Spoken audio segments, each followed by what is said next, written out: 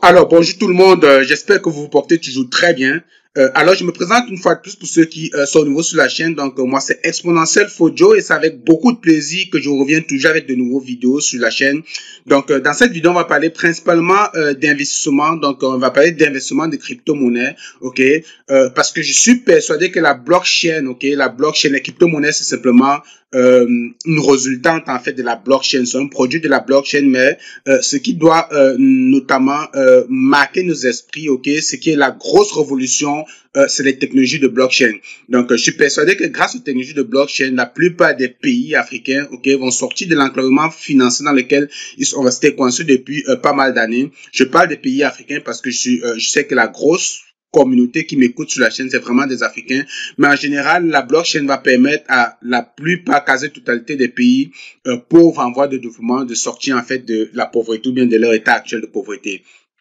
Donc, comme vous le savez déjà, je ne suis pas un conseiller financier. Donc, tout ce qui sera dit sur cette chaîne ne sera pas retenu comme étant du conseil en investissement. Je suis simplement quelqu'un de très passionné par la technologie de blockchain qui vous divulgue l'information afin de vulgariser l'information, ok, de vous permettre de comprendre un certain nombre de concepts et d'être finalement à l'aise avec les notions d'acquisition, ok, de recherche. Lorsque vous faites vos recherches d'acquisition d'une crypto-monnaie. Donc, je vous partage simplement l'information. Et donc, parce que je suis moi-même très passionné des technologies de blockchain, d'ailleurs, je suis aujourd'hui architecte blockchain parce que, voilà, je suis toujours à la quête de nouvelles recherches, de nouvelles formations. D'ailleurs, si toi aussi tu souhaites te former, j'ai mis en place une formation sur le site www.cryptoexpo.com, www.cryptoexpo.com, qui te permet comme ça d'asseoir un certain nombre de connaissances et de compétences assez rapidement, ok? C'est une formation très pointue qui te permet comme ça d'être très bon, très à l'aise avec les technologies de crypto-monnaie et les plateformes. Et puis, ensuite de ça, la formation en ligne, mais je t'accompagne également dans le groupe WhatsApp. Le groupe Telegram, autant pour moi, il y a un groupe Telegram que j'ai mis sur place pour comme ça créer une proximité, être vraiment plus proche de mes élèves et comme ça t'accompagner aux besoins. Puis si tu as également besoin du coaching, tu peux prendre une séance coaching, puis on va s'organiser une session Zoom et je vais t'accompagner également en Zoom. Je réponds à la plupart de tes questions et voilà, ça va toujours me faire plaisir. Donc il y a beaucoup de personnes qui achètent des crypto-monnaies aujourd'hui, mais il y a toujours une question fondamentale qu'il faut connaître, c'est la notion de jetons. Dans l'univers des crypto-monnaies, vous allez généralement entendre parler de token ou de jetons.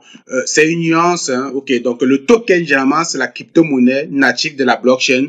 Lorsqu'on est sur la blockchain Bitcoin, par exemple, on va parler du BTC, c'est un token, ok. Lorsqu'on est sur Ethereum, on va parler par exemple de l'ETH, ok, c'est un token. Ok, le BNB c'est un token. Donc, il y a aujourd'hui beaucoup de blockchains, donc il y a beaucoup de tokens, mais les blockchains ont également permis de créer ce qu'on appelle des smart contracts. C'est des contrats intelligents, ok, c'est des contrats qui reposent sur la blockchain, ok. On dit intelligent parce que la blockchain est décentralisée, qui a un automatisme, qui n'a pas besoin d'avoir une intervention humaine, ok, pour poser une action. Les choses se font vraiment automatiques et tout seul lorsqu'une condition est remplie ou respectée. Donc, il y a donc des jetons généralement qui reposent sur ces contrats-là. Ok, donc lorsqu'on a une blockchain, la blockchain permet donc de créer ce qu'on appelle des smart contrats. Ok, vous connaissez aujourd'hui beaucoup de jetons, ok, sur la plupart des blockchains. La blockchain Ethereum d'ailleurs, c'est celle qui a permis d'avoir le maximum de jetons parce que c'est la toute première blockchain qui a permis de créer ce qu'on appelle des smart contrats. Mais lorsqu'on parle de jetons, il est fondamental de comprendre qu'il y a une différence entre les types de jetons qui existent parce que si vous n'avez pas compris qu'il y a une différence entre les jetons, ok, et que chaque jeton a un rôle bien précis, il y a de fortes chances que vous vous fassiez arnaquer parce que malheureusement, il y a encore beaucoup d'arnaques dans l'univers des crypto-monnaies ou alors que vous achetez des crypto-monnaies qui ne reposent sur rien, qui ne valent rien, ok? Parce que, bon, voilà. Et puis, en général, lorsqu'on parle de jetons, moi, je les regroupe comme à 3 catégories, ok? On va voir qu'il y en a plusieurs qui rentrent dans des sous-catégories, mais sommairement, moi, je les mets comme dans 3 catégories. Et dans ces 3 catégories, on va parler des jetons de paiement, ok? Des crypto-monnaies qui permettent aujourd'hui de faire des paiements. Il y a de plus en plus beaucoup de crypto-monnaies qui voient le jour, qui se définissent comme étant un jeton de paiement, c'est-à-dire des jetons qui m'ont permis de faire des opérations d'achat et de vente, ok? D'ailleurs, il y a de plus en plus de jetons, par exemple, sur le continent africain, qui se présentent comme étant des monnaies qui vont remplacer le franc CFA, par exemple, ok? Le Bitcoin, l'intérêt premier pour lequel on a créé le Bitcoin, c'était vraiment pour qu'il soit un jeton de paiement, ok. Les pro-Bitcoin savent que la finalité, c'est que le Bitcoin devienne un jeton de paiement qui remplace la monnaie, que ce soit la monnaie mondiale, universelle, la monnaie d'Internet, ok. Bien que le prix, la variation du prix, les frictions qu'on a aujourd'hui au niveau du prix du Bitcoin font que c'est difficile qu'on l'utilise comme étant une monnaie, ok. Parce que, bon, voilà, le Bitcoin, bien que ça remplisse la plupart des propriétés d'une monnaie, ok, il y a encore beaucoup de friction et c'est ce qu'on voit également avec beaucoup de crypto-monnaies. Donc, ok, il n'est pas acceptable que vous détenez une monnaie aujourd'hui, ok, et que du jour au lendemain vous réveillez et que votre monnaie, votre argent, ok, a perdu par exemple 60% de sa valeur. Donc voilà pourquoi il est encore difficile d'adopter le Bitcoin vraiment comme monnaie, mais c'est le but ultime, le but final. Donc, on a des monnaies de paiement, on a des monnaies d'utilité, donc les utility tokens, c'est des monnaies qui remplissent, qui vous donnent comme un jeton qui vous permet, par exemple, d'avoir accès, ok, à un bien, à un actif, les utility tokens, ok, c'est un jeton qui va vous permettre, par exemple, lorsque vous allez dans une fête foraine ou bien vous allez au poker, parfois à l'entrée, on vous remet des jetons qui vont vous permettre d'avoir accès au jeu en interne. Donc ça, c'est des jetons d'utilité. Donc ils sont là pour répondre à un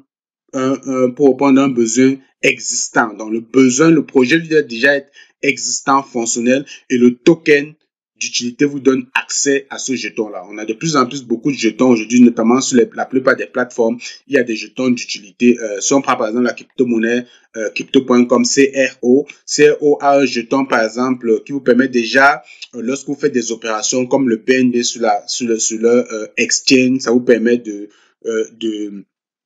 payer des frais de gaz et puis vous avez des réductions parce que vous payez avec le BNB et parfois vous pouvez prendre la carte de crédit, par exemple CRO, lorsque vous avez la carte de crédit et que vous avez une certaine quantité de CRO que vous avez accumulé, ça vous permet comme ça d'aller avoir des intérêts ou avoir des réductions sur pas mal d'affaires. Donc ça, c'est ce qu'on appelle de l'utility token, ok. Puis vous avez également ce qu'on appelle des jetons d'actifs, ok. Les jetons d'actifs ou bien les jetons de sécurité, ok. C'est les jetons qui ont les mêmes propriétés, par exemple, qu'un actif, ok. Un actif financier, ok. Un actif immobilier, par exemple, ok. Un jeton, ce sont des jetons qui sont beaucoup plus sécuritaires, plus sécurisés, ok. Donc voilà, en gros, les différents types de jetons. Mais j'ai voulu vous partager, si j'ai trouvé l'information sur ce site très intéressant, je me suis dit, bon, on peut le partager ici. Et puis vous allez voir qu'il y a d'autres sous-catégories de jetons. Les plateformes tokens, c'est ce que je vous ai présenté tout à l'heure. Moi, je les mets vraiment dans la catégorie des utility tokens, mais ce sont des jetons des plateformes, ok? Ils sont conçus pour prendre en charge une application décentralisée sur une blockchain, par exemple. Lorsque vous partez, par exemple, sur BNB, sur Uniswap ou sur PancakeSwap, vous avez des cakes, ok, qui sont des jetons de cette plateforme-là qui va vous permettre comme ça de faire des transactions, des opérations en moindre coût.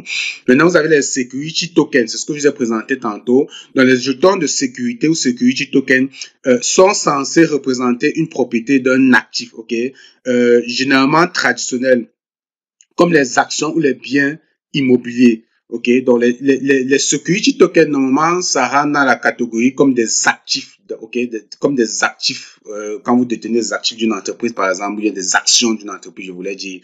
C'est des jetons qui sont supposés être plus sécurisés, ok, plus sûrs, en fait, que les jetons utility tokens, par exemple, qu'on va voir ici. Les utility tokens, ok, ont une valeur liée à leur propriété. Ils ne sont pas créés pour un investissement direct comme les jetons de sécurité. Ils peuvent néanmoins être utilisés pour payer des services dans leur écosystème spécifique. Les jetons de sécurité sont simplement un moyen de stocker de l'argent. Il suffit de les acheter et de les conserver. Ok, quand vous avez les jetons de sécurité, ok, c'est que vous stockez de l'argent, ok. Comme je vous ai dit, c'est comme des actions, vous les achetez, vous les conservez, et ça fait que quand la valeur sur laquelle votre action ou bien votre crypto-monnaie repose va prendre la valeur, votre crypto-monnaie également va prendre la valeur, ok. Et puis généralement, de plus en plus dans les jetons de sécurité, vous avez ce qu'on appelle de la gouvernance. On va le voir un peu plus bas, ok. Mais contrairement aux jetons de sécurité, les utility tokens, quant à eux, peuvent être utilisés à des fins commerciales, ok. Parmi les exemples, bon, je vais pas rentrer dans les exemples, mais vous avez une panoplie d'exemples d'utility token. Puis vous avez les NFT. Les NFT, moi, je les mets. Les NFT, c'est ce qu'on appelle les jetons non fongibles. Vous savez, lorsqu'on crée un jeton, en général, on crée, comment dire, on crée un nombre parfois illimité de ce jeton-là, ok? Et puis ce jeton-là, vous pouvez le subdiviser. C'est-à-dire, lorsque j'ai un Bitcoin, je peux décider de vous envoyer 0,5 Bitcoin, la moitié de mon Bitcoin, ou bien le quart de mon Bitcoin. Je peux vous envoyer une fraction de mon Bitcoin. Par contre, lorsqu'on parle d'un jeton non fongible, il est unique, on ne peut pas le diviser. Lorsque j'ai ce jeton-là, ok, je suis le seul à l'avoir, ok. C'est des jetons qui sont beaucoup utilisés dans les œuvres d'art, ok. Aujourd'hui, il y a beaucoup de tableaux, beaucoup d'artistes qui utilisent les NFT. C'est vraiment la grosse évolution, la grosse utilité des NFT. C'est également beaucoup utilisé dans l'univers des métaverses. Lorsque vous êtes dans les métaverses, vous avez vos terrains virtuels, vous avez votre maison virtuelle. Vous êtes capable de mettre une voiture, organiser des événements dans votre espace virtuel métaverse. En général, vous utilisez des NFT parce que c'est des éléments uniques à vous. Mais ça, je les mets vraiment dans la catégorie des utility tokens. Puis vous avez les jetons de gouvernance. De plus en plus, dans les security tokens, les jetons de sécurité, on essaie de créer de la gouvernance. C'est-à-dire, on essaie de vous impliquer davantage dans le projet, ok? Vous avez vos décisions à dire, vous avez votre mot à dire dans les décisions, dans l'évolution du projet, ok? Il y a des votes qui sont faits et c'est ça que c'est les jetons de gouvernance, ok? Donc, dans beaucoup de projets d'utilité aujourd'hui, on intègre les jetons de gouvernance parce que comme dans les entreprises, vous êtes considérés comme des actionnaires. Donc, je pourrais vous mettre le lien de cet article dans la description de la vidéo, mais en gros, ça vous permet de comprendre qu'il y a une grosse différence au niveau des jetons, mais ce que vous devez retenir, c'est qu'on a grossièrement 3 catégories: utility token, security token et les jetons de paiement, ok? Avant d'aller plus loin, je vais vous faire écouter cet extrait de vidéo de Charles Houston, ok, qui aborde en fait la notion de utility token et de security token. Comme d'habitude, j'ai laissé la traduction en français parce que je pense que c'est important d'avoir la traduction en français pour ceux qui ne sont pas bilingues. Puis on s'écoute après la vidéo pour un commentaire. Pour ceux qui ne savent pas c'est qui Charles Houston, Charles Houston, c'est le CEO de Cardano, le projet Cardano, qui est un projet que je suis beaucoup, qui pour moi est un projet très intéressant pour le continent africain, ok, et la plupart des pays en voie de développement. C'est une crypto-monnaie qui, au-delà de l'aspect financier, pécunier de la crypto-monnaie, qui veut que les crypto-monnaies soient juste des moyens de paiement des actifs, mais qui essaie d'apporter comment dire, dans l'univers ou bien dans la vie quotidienne, des réponses à des questions qui vont au-delà des paiements, ok? C'est un jeton qui permet de comprendre, en fait, que la blockchain permet de résoudre beaucoup d'autres problèmes au-delà de la finance, ok? C'est-à-dire qu'on peut utiliser la blockchain, par exemple, pour régler des problèmes d'étudiants, ok? Pour avoir, par exemple, des bulletins d'étudiants sur la blockchain. On peut utiliser la blockchain, par exemple, pour résoudre les problèmes fonciers, des titres fonciers, ok? Dans beaucoup de pays, on voit encore des personnes qui achètent des terrains aujourd'hui et puis demain, on leur dit qu'ils ne sont plus propriétaires parce que le titre foncier a 4, 5, 6 personnes qui ont le même titre foncier.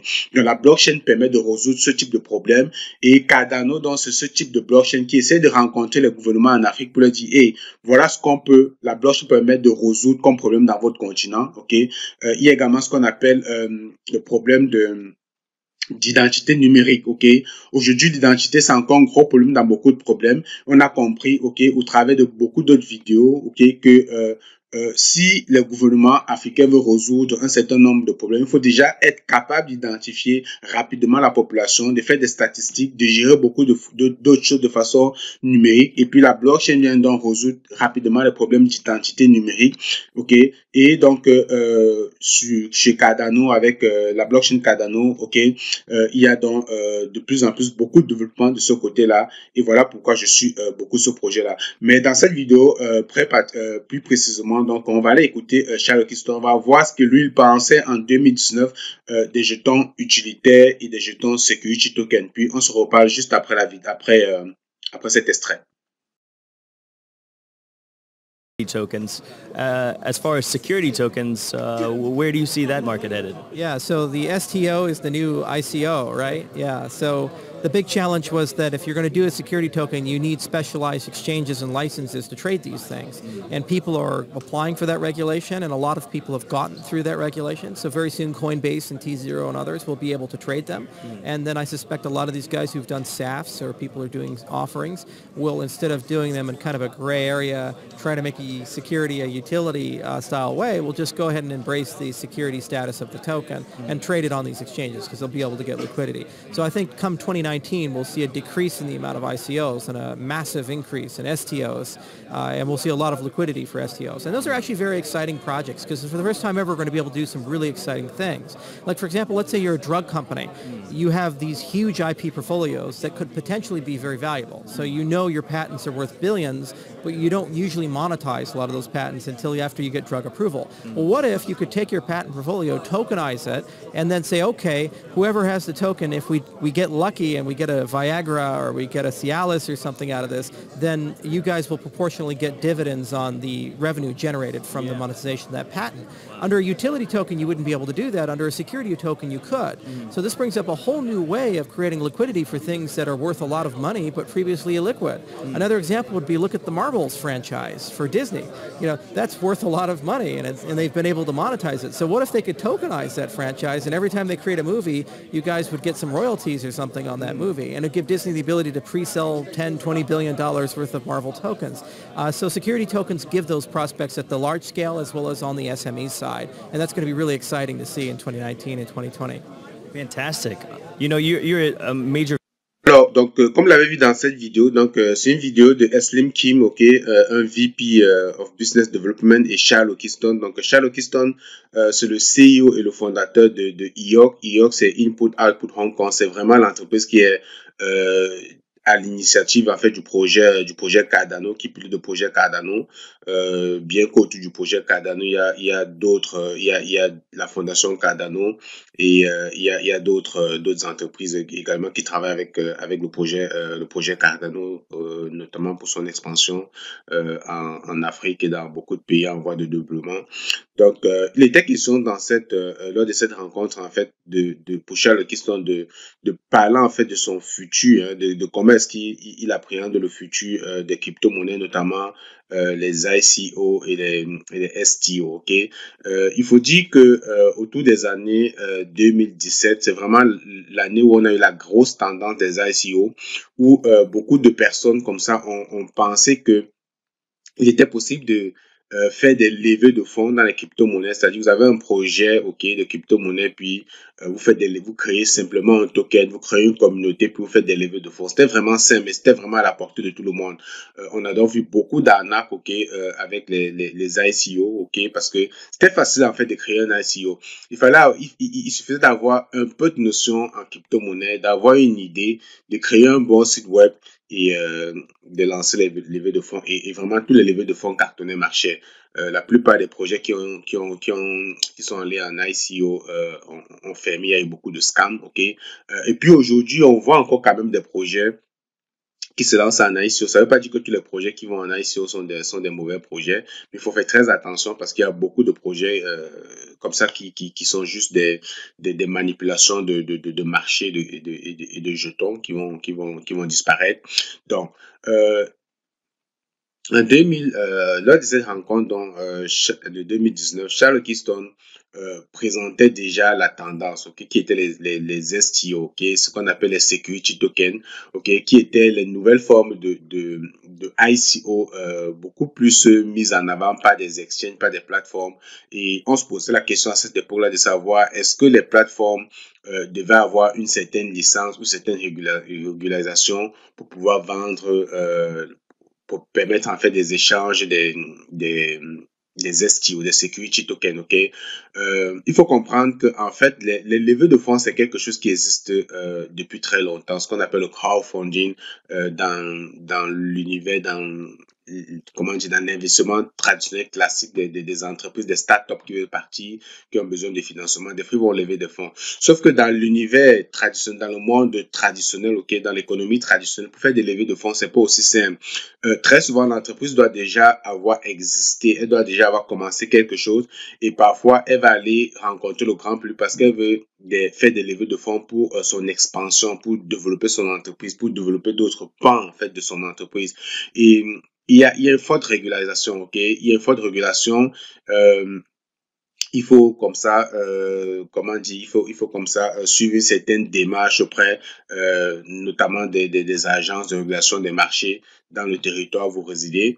Donc, le fait que les ICO ou les crypto-monnaies permettent rapidement de faire des levées de fonds, donc il y a beaucoup de personnes qui sont plus tournées dans ce secteur-là parce que il n'y a pas de réglementation. Tout le monde, il suffit, comme j'ai dit tout à l'heure, d'avoir une idée, un concept et d'aller faire des levées de fonds et de créer une crypto-monnaie, un jeton qui peut être utility, jetons de, c'est ça, utility, security, jetons de paiement, ok. Beaucoup de personnes utilisent plus l'aspect jeton de paiement pour lancer des crypto-monnaies.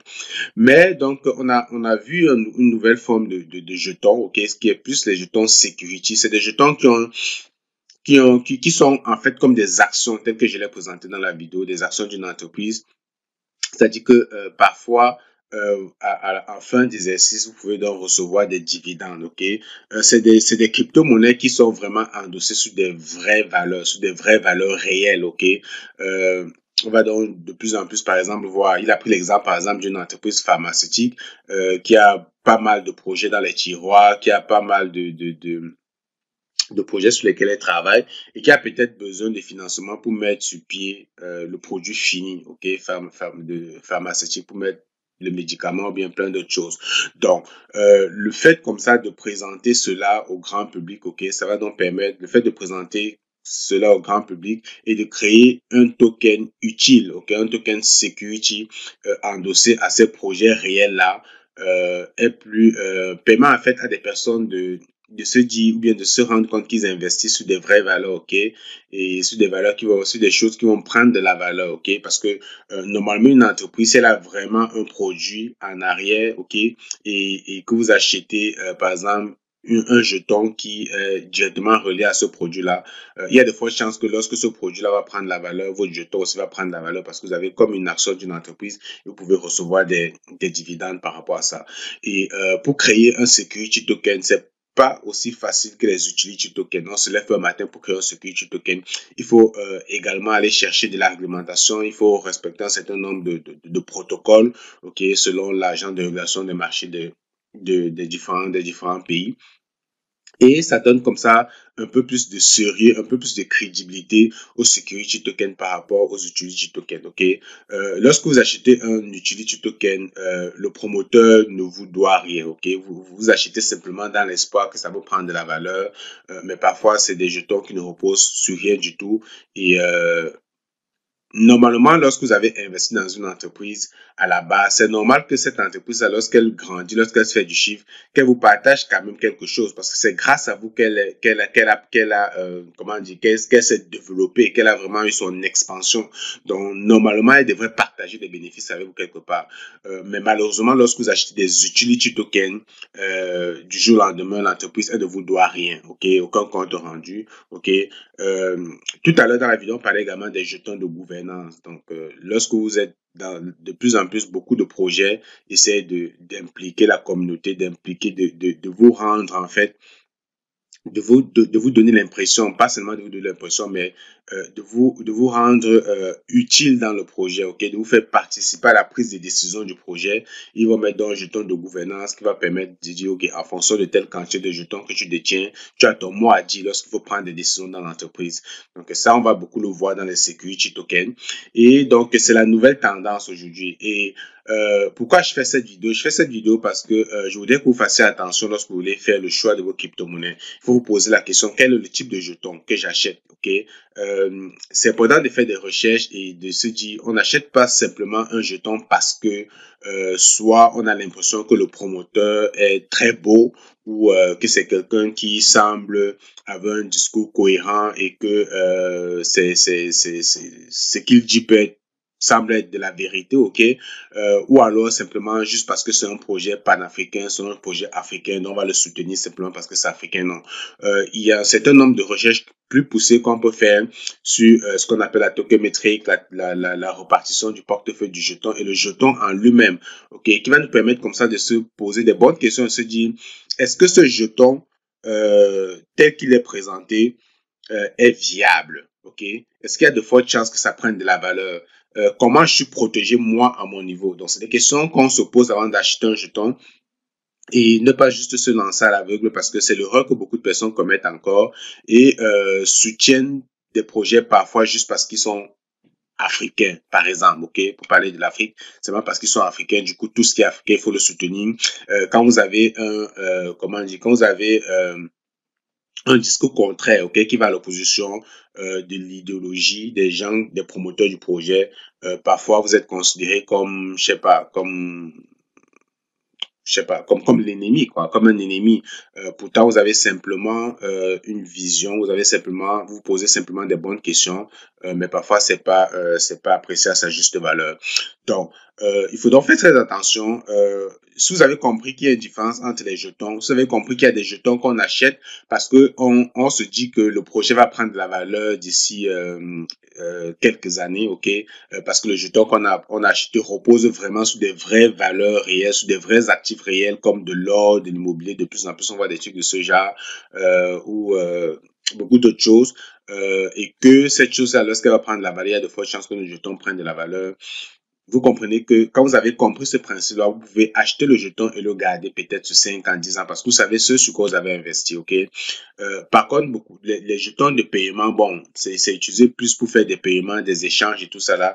Donc, jamais les gens, lorsqu'ils acquièrent ce type de jeton, c'est pas pour le garder, c'est pas pour le conserver, c'est pour faire leur transaction.